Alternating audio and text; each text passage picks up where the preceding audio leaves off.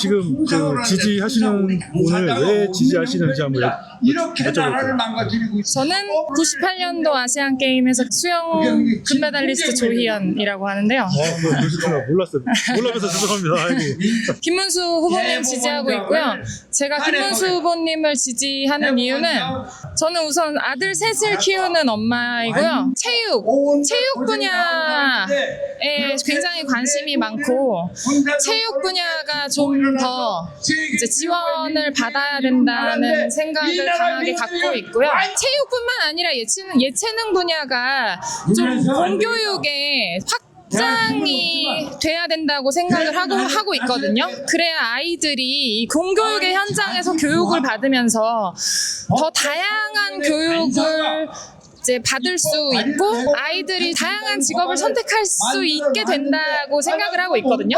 근데 노무현 정부라던가 문재인 정부라던가 이런 거를 경험하면서 그게 이제 수정되지 않는 거를 많이 봤어요. 저 나이가 40대거든요. 저도 굉장히 노무현 대통령을 굉장히 존경하고 굉장히 좋아했던 사람이에요.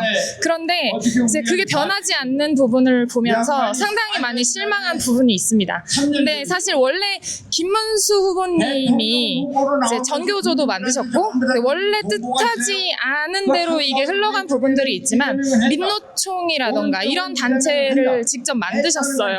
근데 본인이 만드신 그런 의지대로 이 단체들이 흘러가지는 않았다고 저는 생각을 해요.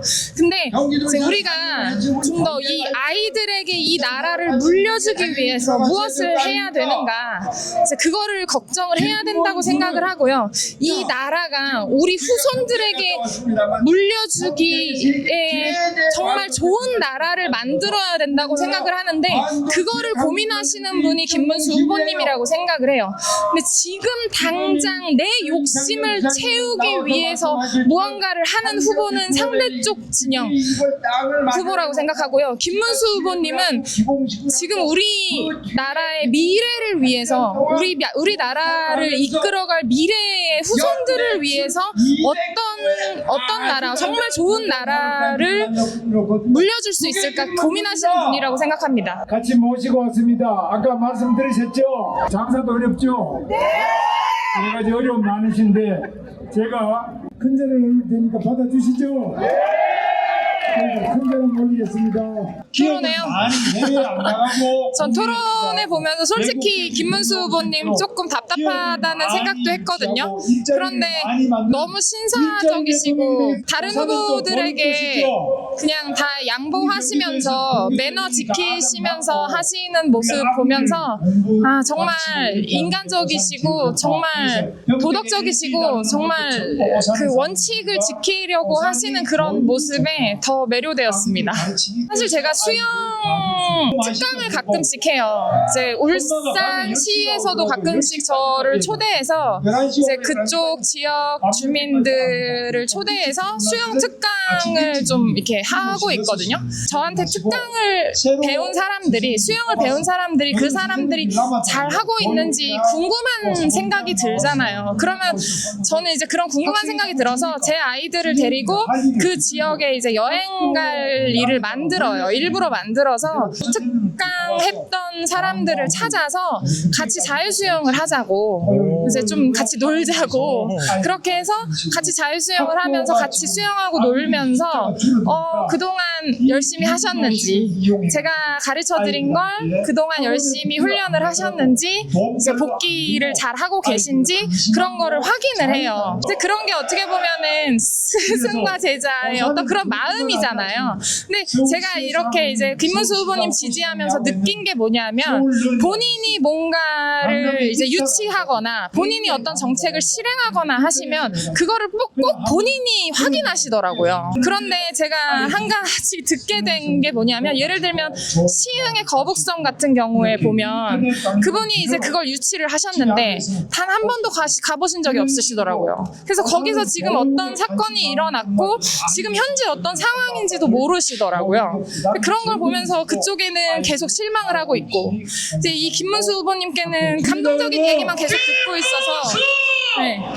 저는 점점 더 김문수 후보님께 빠져들고 있는 것 같아요. 그것도 사실 얘기 들었어요. 이제 그 일이 있기 전에 2년 전에 이제 119에 신고를 했다가 이제 혼자 살고 계신 어르신께서 돌아가셨다. 이제 그것 때문에 관등 성명을 대는 걸로 이제 지침을 바꾸셨다. 그리고 이제 그 지침을 바꾼 거를 이제 밑에 이제 직원에게 보고를 받았지만 제대로 돌아가고 있는지 본인이 직접 확인을 하셨다. 근데 사실 그게 제일 높은 자리에 계신 분인데 그걸 직접 확인을 하신다는 게 사실 어떻게 보면은 굉장히 귀찮은 일이고 그렇게 하실 필요도 없는 일이거든요. 보고를 받았는데.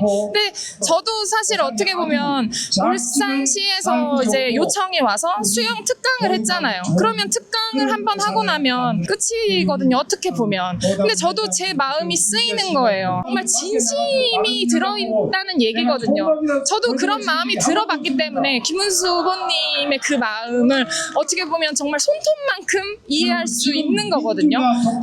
그래서 사실 저도 이렇게 유세장에 한 번씩 나와서 후보님이 이렇게 말씀하시는 걸 보면 진짜 거짓말이 아니고 진짜 눈물이 나와요. 진짜 정말 이순신 장군 같다는 말이 정말 그냥 하는 말이 아니라 진짜 마음에서부터 정말 그 이순신 장군 같고 정말 국민 영웅 같다는 생각이 정말 들더라고요.